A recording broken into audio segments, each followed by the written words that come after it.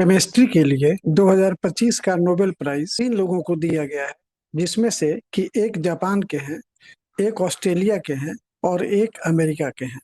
इनके बारे में थोड़ी थोड़ी जानकारी हम लोग प्राप्त कर लेते हैं। सुसुमु किटागावा सुसुमु किटागावा जो है, ये जापान के हैं। ठीक है। और इनका जन्म 1951 में हुआ था। ये वहाँ के काफी प्रतिष्ठित यूनिवर्सिटी, क्योटो यूनिवर्सिटी में प्रोफेसर है। ठीक है। Richard Richard Robson Richard Robson actually इनका जन्म 1937 में यूनाइटेड किंगडम में हुआ था। और ये अभी यूनिवर्सिटी ऑफ मेलबोर्न में ये मेलबोर्न में ये प्रोफेसर है। ठीक है। तो ये ऑस्ट्रेलिया के हैं हुए। जन्म इनका भले यूनाइटेड किंगडम में हुआ था, लेकिन ये ऑस्ट्रेलिया के अभी सिटीजन हैं। और ये जापान के हैं।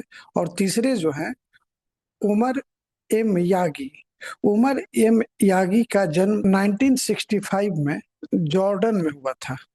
ठीक है। ये अभी सबसे विश्व का जो अभी सबसे त्रस्त देश है, पैलेस्टाइन। ये पैलेस्टाइनियन है, मतलब बेसिकली ओरिजिनली अभी ये अमेरिका के सिटीजन है। तो ये यूएसए के हैं। तो इन 3 लोगों को केमिस्ट्री का 2025 का नोबेल प्राइज दिया गया है। मॉलिक्यूलर आर्किटेक्चर के लिए दिया गया है। मॉलिक्यूल से तरह तरह के आर्किटेक्चर, मतलब कि कंस्ट्रक्शन करने का, तरह तरह के डिजाइन को कंस्ट्रक्शन करने का जो क्षेत्र है, जिसको कि मॉलिक्यूलर स्ट्रक्चर या मॉलिक्यूलर आर्किटेक्चर बोला जाता है, ये उस क्षेत्र में इन तीनों को नोबेल प्राइज केमिस्ट्री का 2025 का दिया गया है। मॉलिक्यूलर स्ट्रक्चर या मॉलिक्यूलर आर्किटेक्चर में जो कॉर्नर स्टोन होता है, वो मेटल आयन होता है।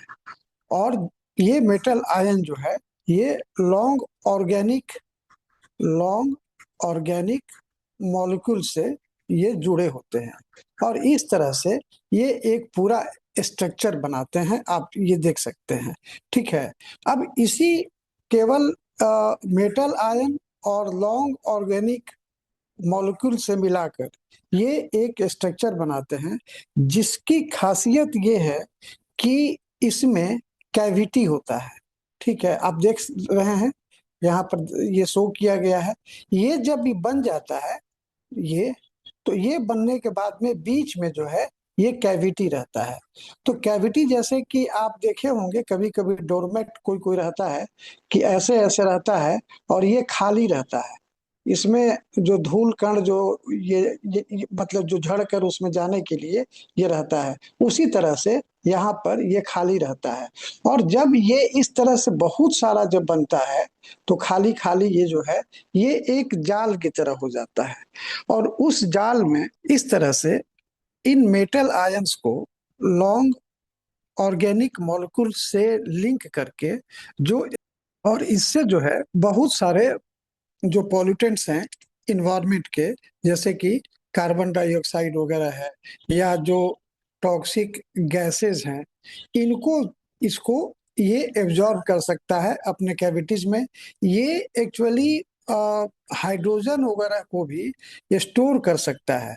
यही नहीं, बल्कि ये जो डेजर्ट में जो एयर होता है, ये डेजर्ट एयर से वाटर को एब्जॉर्ब कर सकता है। तो ये सारा इसमें खासियत है। आजकल काफी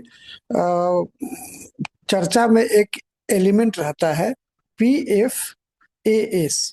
PFAS का मतलब है पर फ्लोरो अल्काइल एंड पॉलीफ्लोरो अल्काइल सब्सटेंस। तो इसमें पर को एक में कर लेते हैं, पॉली को एक में कर लेते हैं, तो इसका हो जाता है पर पॉली फ्लोरो अल्काइल सब्सटेंस। तो पी, दोनों का पी, एफ जो है, ये large complex groups of synthetic chemicals होते हैं, जिनका कि यूज जो कंज्यूमर प्रोडक्ट्स आज के समय के लिए है उसको बनाने में होता है।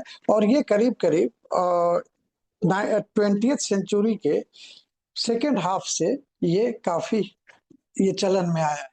और इसमें क्या होता है कि काफी जो पोल्यूटेंट्स होते हैं और जो एलिमेंट्स होते हैं, और ऐसे ये एलिमेंट्स होते हैं कि चूंकि इनमें carbon, fluorine, carbon fluorine atoms होते हैं जो कि काफी स्ट्रांग होते हैं और ये जल्दी डिके नहीं करते हैं। ठीक है। और ये जो भी कंज्यूमर गुड्स हैं, जो आर्टिकल्स हैं, उनमें ये काफी उनमें ये काफी रहता है और ये खत्म नहीं होता है। और इस कारण से ये हमारे मिट्टी, वाटर, एयर, हमारे ब्लड, ये सभी में काफी संख्या में ये मौजूद हो जाता है। और इस कारण से कई तरह की बीमारियां होती हैं। तो इसको हम लोग इस MOF या मॉलिक्यूलर स्ट्रक्चर के तहत में इसको हम लोग एब्जॉर्ब कर सकते हैं। और ये इन्वायरमेंट के लिए आज जो carbon trading, carbon emission, carbon sink की बात की जाती है, तो ऐसा लगता है कि ये आने वाले दिन में बहुत बड़े कार्बन सिंक के रूप में ये काम करेगा और कम खर्च में ये कर देगा। तो केमिस्ट्री का नोबेल प्राइज 2025 का इन तीनों को इसी कारण से दिया गया है, इनके इसी कंट्रीब्यूशन के लिए दिया। Thank you.